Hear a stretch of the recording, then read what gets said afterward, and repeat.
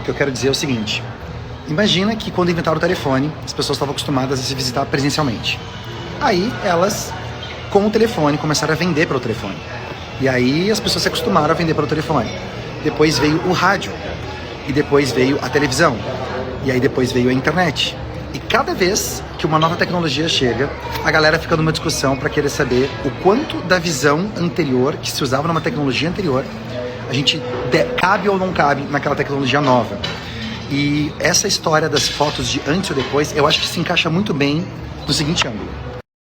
Por exemplo, durante muito tempo, as pessoas elas eram acostumadas a ver os outdoors que tinham na cidade. Se você está andando de carro, tem os outdoors distribuídos pela cidade fazendo propaganda. Isso é de décadas tem no Brasil, né? Quando inventaram a internet, o que a galera fez? Ela pegou a mesma mentalidade que a gente tinha dos outdoors, do mundo offline, e tentou encaixar no mundo digital. Daí nasceram os banners. A palavra banner em inglês significa aquela placa gigantesca que tinha nos outdoors. Então a gente pegou a mesma mentalidade e levou para o mundo online. E levou muito tempo para a gente criar novos formatos de anúncio nesse mundo online, que a gente ainda estava preso no formato de anúncio daquela época lá atrás. Para mim, foto antes ou depois é a discussão do formato. Como se a gente estivesse discutindo se cabe o banner ali ou não.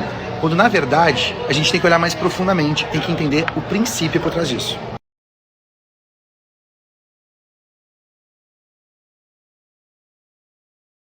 Mas Pedro, o problema é que essa é uma técnica que funciona.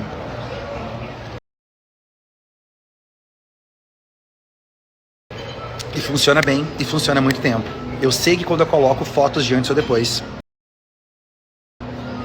mais pacientes me procuram, eu consigo fechar mais procedimentos e cirurgias.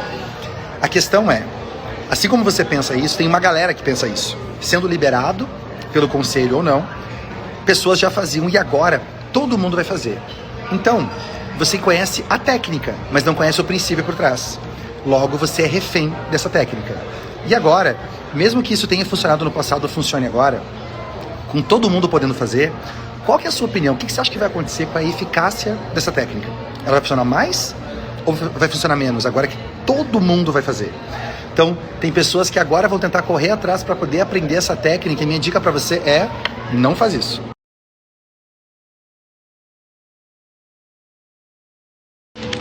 Você aí, no seu negócio, por um acaso, você sente essa dificuldade de conseguir tangibilizar de maneira que a pessoa consiga ver o valor do que você vende quando você se comunica? Seja você médico, dono de clínica ou não. Conta pra mim aqui embaixo qual é o nível de segurança que você sente, do quanto você consegue tangibilizar o benefício do que você vende.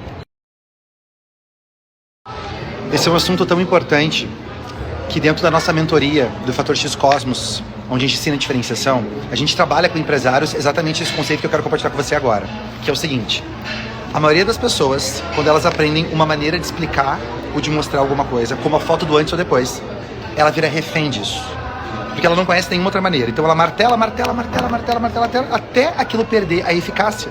Por quê? Porque na comunicação social, no marketing, a gente tem dois princípios, que é o princípio do estímulo e o princípio da resposta.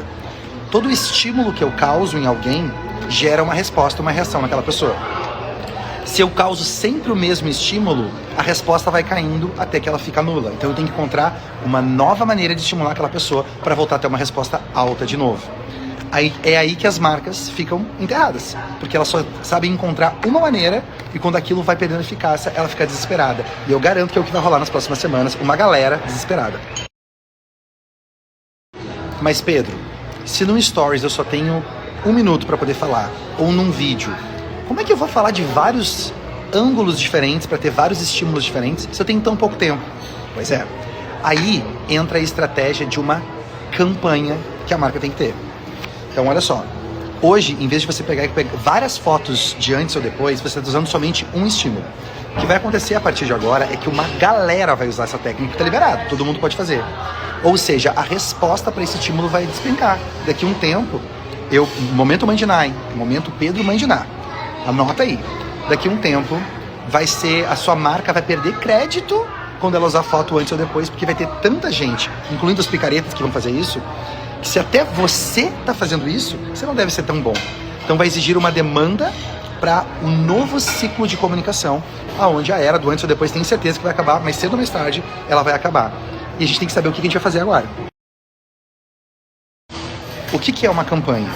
Uma campanha é quando a gente pega uma ideia central, uma mensagem que ela tem que ser resumida em uma frase.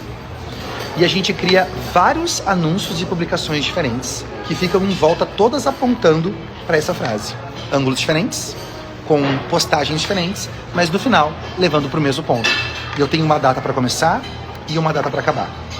Então, imagina, por exemplo, a Companhia Azul. Companhia Azul, digamos que elas querem divulgar para sua companhia aérea um novo programa de fidelidade chamado Tudo Azul. Então, a frase resumida dessa campanha é: para quem conta com azul, a vida é tudo azul. Falando do programa de fidelidade deles. Então, eles podem criar várias postagens diferentes mostrando crianças, executivos, famílias, pessoas em momentos diferentes voando, mostrando momentos de histórias diferentes e no final sempre trazendo para a ideia: tudo azul, a vida, para quem confia no azul, é tudo azul. Só que isso não é exclusividade de grandes marcas. Eu costumo dizer que as grandes marcas fazem campanhas para se diferenciar, não porque elas são grandes, mas porque elas se diferenciaram, é que elas se tornaram grandes.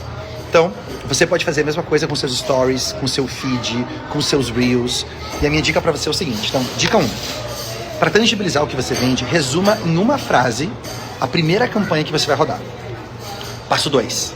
Encontre várias histórias diferentes com ângulos diferentes para você produzir postagens que cada postagem começa de um jeito diferente, mas sempre no final aponta para aquela frase principal da campanha que você quer vender. Passo 3. Escolha uma data de começo e uma data de fim, onde durante esse período 70% da sua energia vai ser focada em você martelar aquela frase para as pessoas que conhecem verem de ângulos diferentes a mensagem que você quer passar. Da mesma forma que a galera ficou discutindo durante muito tempo o que ia acontecer com o rádio, quem se deu bem é quem já entendia como a televisão funcionava. Quando a galera discutia da televisão, quem se deu bem é quem se dedicou tempo para entender como a internet funcionava. E agora, enquanto tem um monte de gente discutindo sobre a foto do antes ou depois, vai se dar bem quem tirar tempo para entender como é que o próximo ciclo do mercado vai se desenrolar para quem não serve mais isso. Então, se você não está fazendo antes e depois, meu conselho para você, nem perde tempo. Pega as dicas que eu dei nos próximos stories, assiste de novo, grava isso aqui para você salvar, para você entender, chama a sua equipe a segunda-feira para conversar e fala: galera, vamos desenhar uma campanha pra gente, vamos pensar em vários ângulos diferentes apontando para essa ideia central. Por quê? Porque isso é um princípio, não é uma técnica. Não importa qual a tecnologia, você sempre consegue se diferenciar desse jeito. Depois você me conta se deu certo para você. Obrigado, Roseitas, obrigado, Lucas. Quem não tem presentes, manda like. Quem não tem presentes, manda like. Quem não tem presentes, manda like.